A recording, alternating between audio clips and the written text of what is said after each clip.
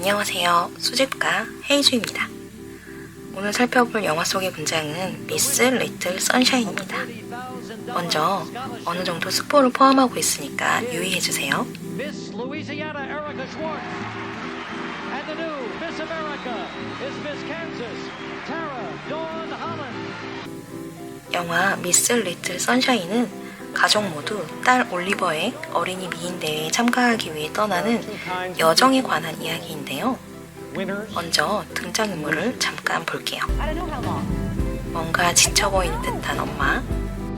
Richard, he has nowhere else to go. I want you to go out in the world, and I want you to be winners. Thank you. 성공에 관해 9가지 단계에 대해 동기부여 강연을 하는 강연자이지만 성공을 하지 못한 아빠. 그리고 뭔가 불법적이고 거친 말투의 할아버지.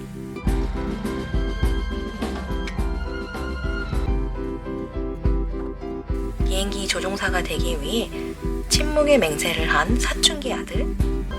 사랑하는 연인에게 버림을 받고 어리석은 시도를 한 우울증 삼촌. 그리고 마지막으로 이 영화의 귀여운 선샤인인 미인대회 우승의 꿈을 가진 귀여운 딸 올리브입니다. 자, 소개만 해도 어떤 느낌이 드시나요? 네, 평범한 가족은 아니에요. 오히려 망가져가는 가족처럼 보이기도 하죠. 하지만 어린 올리버의 꿈을 위해서 삐그덕거리는 밴을 타고 가족은 먼 여행길에 오릅니다.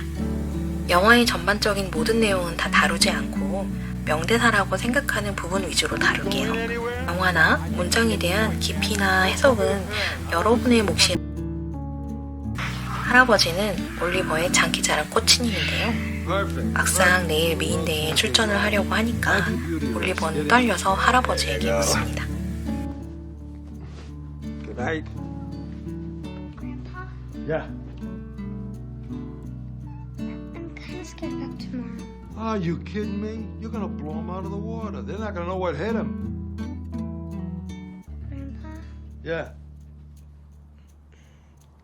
am I pretty? Olive, you are the most beautiful girl in the whole world. Yeah, you're just saying that. No, I'm not. I'm madly in love with you. And it's not because of your brains or your personality. It's because you're beautiful, inside and out. 영화를 보면 비록 파격적인 육아 방식이긴 하지만 할아버지와 올리버의 유대관계가 너무나 사랑스럽게 느껴지기도 하는데요. 성공을 강요하는 그리고 실패, 패배자를 싫어하는 아빠의 이야기가 올리버는 계속 마음에 걸립니다. You're not a loser. Where'd you get the idea you were a loser? Because Dad hates losers. Whoa. Back up a minute. You know what a loser is? A real loser is somebody that's so afraid of not winning, they don't even try. Now, you're trying, right? Yeah. Well, then you're not a loser. We're gonna have fun tomorrow, right? Yeah. We can tell them all to go to hell. Good night. I love you. 그리고 이거는 상당히 큰 스포인데요. 영화를 시청하신 후에 이 영상을 보는 걸 적극 추천드립니다. 네, 할아버지가 갑자기 돌아가셨어요. 아버지의 죽음에 아빠는 갑작스레 승자와 패자의 논리를 꺼냅니다. No. Richard, we can't leave him here. My father would have wanted it's to see Olive perform in the Little Miss Sunshine pageant. Now, I believe we'd be doing grave disservice to his memory if we were to just give up now. All right?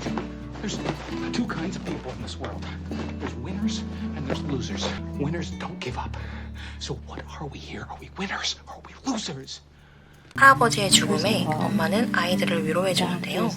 멀리서 바라보면 오히려 아이들이 엄마를 위로해 줍니다. He's had a long, eventful life, and I know he loves both of you very much. But if God wants to take him, we have to be ready to accept that, okay? Whatever happens, we are a family. And what's important is that we love each other. But I love you guys so, so much. 침묵의 맹세를 한 아들은 동생에게 엄마를 안아주라고 하면서 메모를 남기는데요. 여기에서 메모 헉맘은 유명한 명장면이기도 합니다. 할아버지 사건 때문에 올리브는 이인대에 늦었는데요. 삼촌은 조카의 등록 신청을 위해서 열정적으로 내달립니다.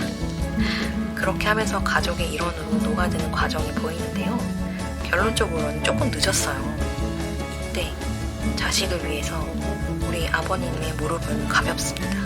무릎을 꿇으면서 한 번만 부탁한다고 이야기하는 이 장면이 저는 마음이 너무 Hi, would like to register? Sorry, we're closed. No, we have the entrance right here. I just want to check in. A registration ended at 3. We're not looking for an advantage. We just want her to compete. That's Please. You don't know what we've been through.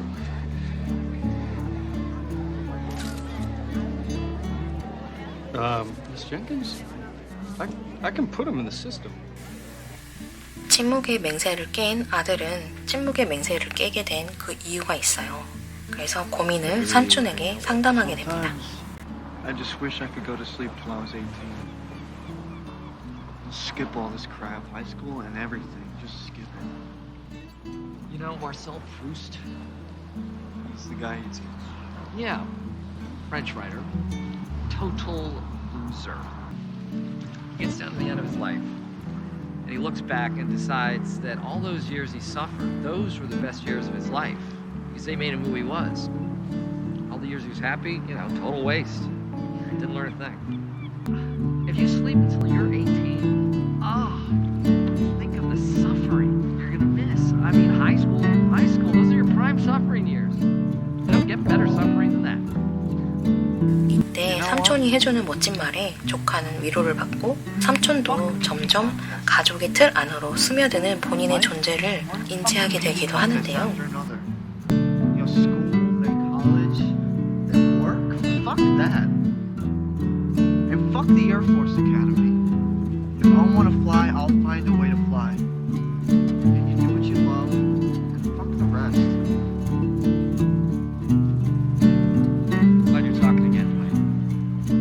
You're not nearly as stupid as you look.